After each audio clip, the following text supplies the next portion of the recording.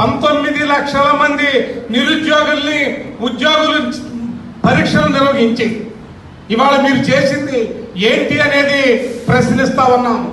ఇవాళ బహిర్గతంగా నిస్సిగ్గుగా మీ parliamentary party నాయకుడే మాట్లాడుతూ ఉన్నాడు. ఏం మాట్లాడుతున్నాడు?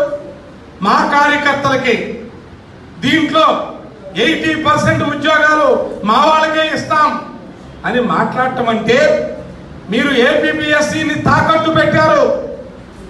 తాకట్టు పెట్టి పేపర్ లీక్ చేసి నీ సంబంధితమైనటువంటి వ్యక్తులకి ఆ పేపర్ని పంపుకుని మీ కార్యకర్తలకి ప్రయోజనం చేకూర్చేటటువంటి దుర్మార్గమైనటువంటి చర్య మీరు తీసుకుని 19 లక్షల మంది నిరుద్యోగుల యొక్క ఆవేదన ఈ రోజున ఈ ప్రభుత్వానికి కనపడటంలా.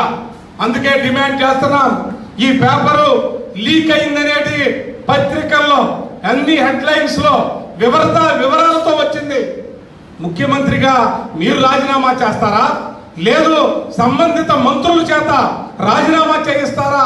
మీ దగ్గర నీతి గురించి నిజాయితీ గురించి మీరు మాట్లాడుతున్నారు. మీరు మాట్లాడేదే నిజమైతే రాజీనామా చేయండి. లేదు మీకు ఇంకా న్యాయం మీద ఏమాత్రం ఆలోచన ఉన్నా సిబిఐ దర్యాప్తు చేయండి. 19 లక్షల మంది నిరుద్యోగుల యొక్క జీవితాల్లో